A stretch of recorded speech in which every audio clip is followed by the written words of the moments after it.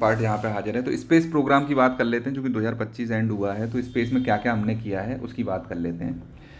तो ये एस सोमनाथ जी हैं हमारे। ये पहले सेक्रेटरी थे डिपार्टमेंट ऑफ स्पेस के, फिर चेयरमैन बने इसरो के। अब ये आईआईसी बेंगलोर में डिस्टिंग्विश्ड विजिटिंग प्रोफेसर हैं। बहुत तगड़े आदमी है ये। जब ये कोई बात करते हैं तो हमें सुनना चाहिए। तो 2025 में हमने क्या किया, डॉक्टर जो कैप्टन थे हमारे शुभांशु शुक्ला जी, इनको हिंदुस्तान का झंडा लेके इंटरनेशनल स्पेस स्टेशन पे हमने भेजा था। ये हमारे कंट्री का डिफाइनिंग चैप्टर था, क्योंकि इंडिया में पहली बार ऐसा हुआ कि इंडिया का खुद का कोई एस्ट्रोनॉट आईएसएस पे गया था। इंडियन ओरिजिन के लोग पहले बहुत जा चुके हैं, लेकिन इंडिया का पहला था। फिर हमने 2023 में अगस्त 23 को चंद्रयान 3 हमने लॉन्च किया था, लैंड कर दिया था साउथ पोल पे। हम लैंड किए तो पहली कंट्री हम बन गए थे साउथ पोल पे लैंड करने वाले। तो इसको हमने नेशनल स्पेस डे घोषित कर दिया था 23 अगस्त को ही। फिर हमने 2008 में चंद्रयान 1 लॉन्च किया, 2019 में चंद्रयान 2 लॉन्च किया। देखो ये पूछा गया था एम्स में, मतलब CRE जो एग्ज़ाम है उसमें ये पूछा गया था क्वेश्चन। चंद्रयान 2 में ये लॉन्च किया गया था, है ना। चंद्रयान 3 में हमने एक विक्रम नाम का लैंडर भेजा था और प्रज्ञान नाम का रोवर भेजा था। लैंडर मतलब ये 4 पैर हैं इसके, ये बक्सा सा लैंड कर जाएगा इस पर। फिर इसमें से पहिए लगा के एक रोवर निकल के आएगा बाहर, तो उसका नाम था क्या, प्रज्ञान। ठीक है। और अब तक हम 400 से ज़्यादा फॉरेन सैटेलाइट्स हम लॉन्च कर चुके हैं विदेशियों के। खूब सारा हमारा फॉरेन एक्सचेंज हमने अर्न किया है इससे। तो 2014 में इंडिया पहला कंट्री बन गया था एशिया का जो मार्स पे मंगलयान पहले ही अटैम्प्ट में, मेडन अटैम्प्ट में हम मंगलयान पे पहुंच गए थे। नहीं समझे, only 4th in the world. तो चौथे तो हम वर्ल्ड में थे, है ना। और हम फर्स्ट थे किसमें, सॉरी, फर्स्ट थे हम किसमें, एशिया में मार्स पर पहुंचने वाले। ठीक है कि नहीं। और हमने पहले ही अटेम्प्ट में पहुंचा दिया था उधर। आदित्य L1 को हमने, जो सोलर ऑब्जर्वेटरी है, 2023 में हमने इसको लॉन्च किया था। एक्सपो सेट हमने लॉन्च किया 2024 में अर्थ को ऑब्जर्व करने के लिए। प्लस स्पेडएक्स हमने मिशन लॉन्च किया था। ये मैं आपको बताया था स्पेडएक्स के बारे में। स्पेडएक्स मतलब ये डॉकिंग मिशन था। हम इंडिया में अपना अंतरिक्ष स्टेशन बनाएंगे ना, तो इंटरनेशनल स्पेस स्टेशन हम अपना खुद का बनाएंगे। तो उसके लिए डॉकिंग टेक्नोलॉजी, मतलब एक सैटेलाइट गया वो चक्कर मार रहा है, तो हम दूसरा सैटेलाइट भेजें तो इसमें डॉक कर सकें, मतलब इसे चिपका सकें इसको, तो उसको बोलते हैं डॉकिंग। आई होप इतनी, इससे ज़्यादा सिंपल लैंग्वेज में नहीं मैं बता सकता। तो ऐसे ही हम भेजते जाएंगे और इसमें इक्विपमेंट को ऐड करते जाएंगे, तो हमारा एक बहुत बड़ा एक स्पेस स्टेशन बन के तैयार हो जाएगा। ठीक है। अब हमारे आगे के क्या विजन्स हैं। गगनयान प्रोग्राम हम लॉन्च कर रहे हैं, मतलब हम एस्ट्रोनॉट्स को भेजेंगे स्पेस में। फिर चंद्रयान 4 और 5 हमारे लाइंड अप हैं। ये हम मून पे भेजेंगे उसको एक्सप्लोर करने के लिए। भारतीय अंतरिक्ष स्टेशन है, हमको 2035 तक इसकी पहली लॉन्च कर देनी है, मतलब इसको इस्टेब्लिश कर देना है। पहली लॉन्च क्या है, लॉन्च तो अभी से करना शुरू कर देंगे 2-3 साल बाद से ही। चंद्रमा पे हमें आदमी कब लैंड, ये देखो ये टारगेट्स हैं, इनको याद रखना। अंतरिक्ष स्टेशन का है 2035 तक का। आदमी चांद पर कितनी सालों में पहुंचा देना है हमको, 2040 तक आदमी चांद पर पहुंचा देना है। ठीक है कि नहीं। इंडिया ने, प्राइम मिनिस्टर ने बोला है कि हम 40 से 50 एस्ट्रोनॉट्स रेडी करके रखना चाहते हैं फ्यूचर मिशंस के लिए। तो इनकी ट्रेनिंग भी हम तैयार करेंगे, है ना। तो इतने, जैसे 50 एस्ट्रोनॉट हैं तो भाई मान लो 40 की तबीयत खराब है तो 10 तो तैयार होंगे, उनको भेज देंगे। ऐसे करके एक टीम होनी चाहिए, है ना। और हमने गगनयान के लिए 20,000 करोड़ का वो भी दिया है कि एयरफोर्स के पायलट्स थे 4, उनकी ट्रेनिंग भी की। उन्हीं में से एक थे ये शुभांशु शुक्ला। इन 4 में से ही ये एक थे, है ना, जिनको भेजा गया था। स्पेस टेक्नोलॉजी हमारी गवर्नेंस का ही पार्ट नहीं है, डेली लाइफ का भी पार्ट है। सही बात है भाई। सैटेलाइट से डिजास्टर वार्निंग्स हम दे पा रहे हैं। जो मछुआरे फिशरमैन हैं, मछली पकड़ने जा रहे हैं, उनको हम गाइड कर पाते हैं। कितनी फसल की पैदावार होगी उसको भी हम देख पाते हैं। अगर कोई इंश्योरेंस फ्रॉड कर रहा है, उसके खेत में आग लगी है कि नहीं, तो हम उसको भी इंश्योरेंस क्लेम्स में भी हेल्प कर पाते हैं। रेलवे की सेफ्टी बढ़ी है ना। क्यों, रेलवे की सेफ्टी, मान लो हाथी ना आ जाए तो ट्रेन पलट जाएगी ना भाई, तो रेलवे की सेफ्टी बढ़ी है।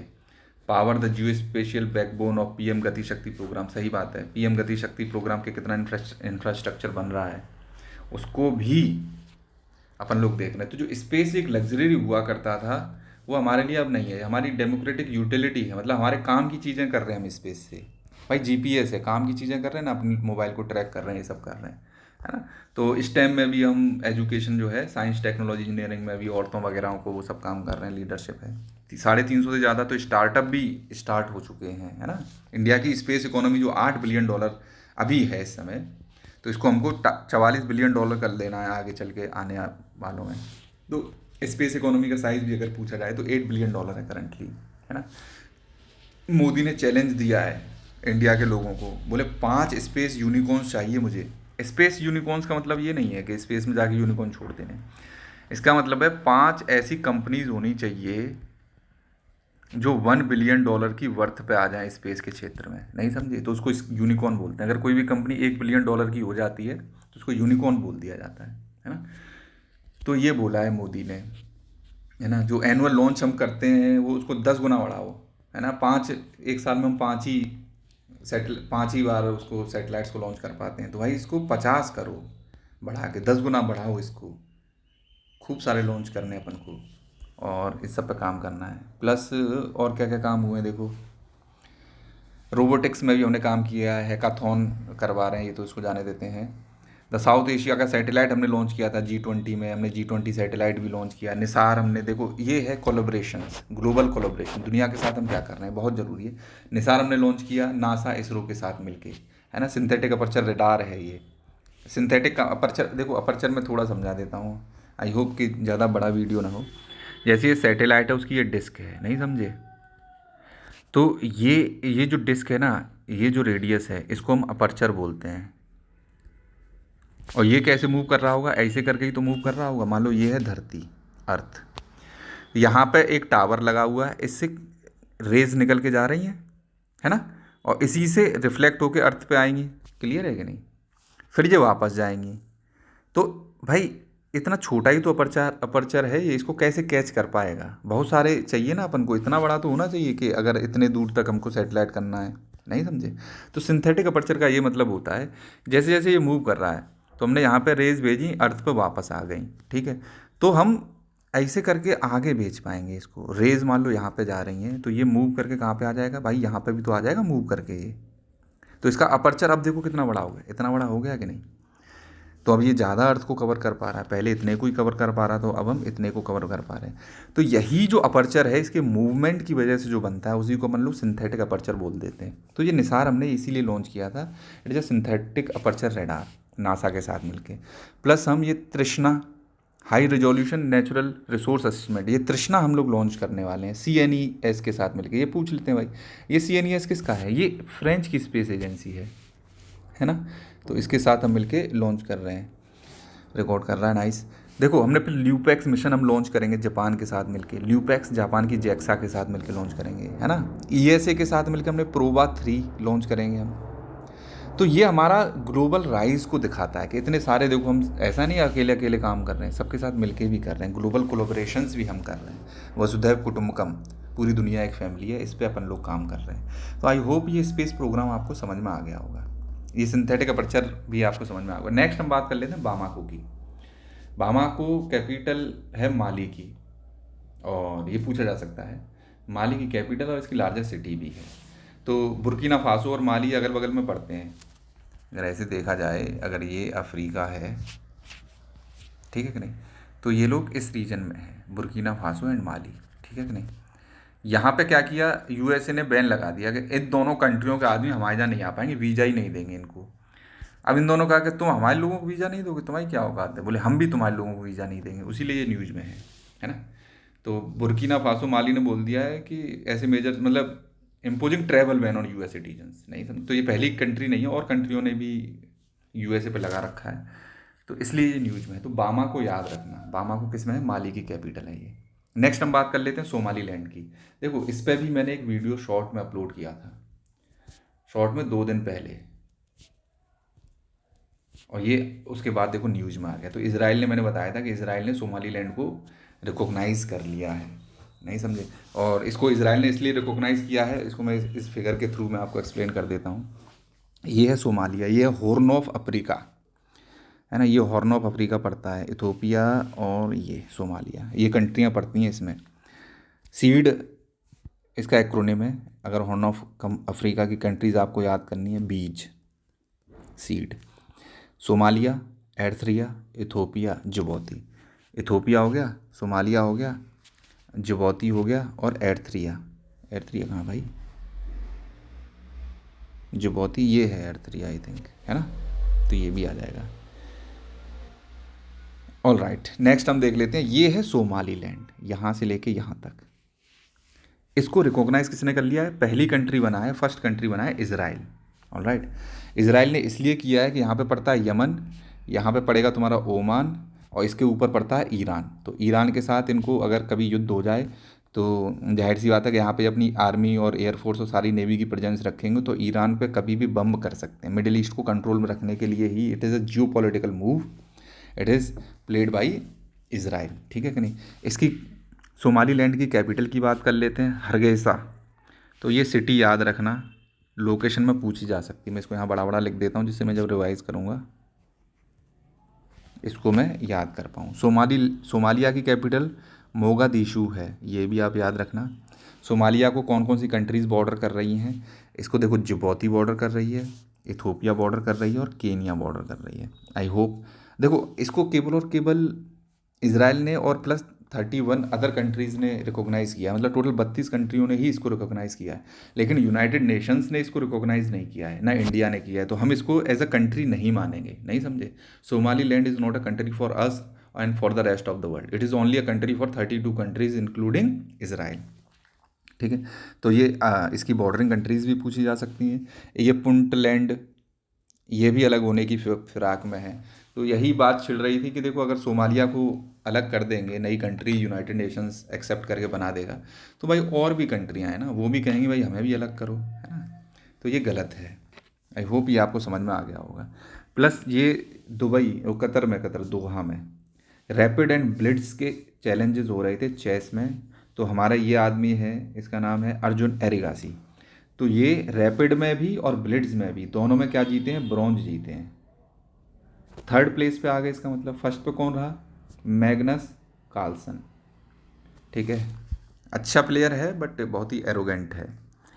कोनेरू हम्पी फीमेल में जीती हैं ब्लिट्स में, सॉरी उसमें कोनेरू हम्पी जीती हैं टाइटल रैपिड चैंपियनशिप में जीती हैं, ये भी ब्रॉन्ज ही जीती हैं।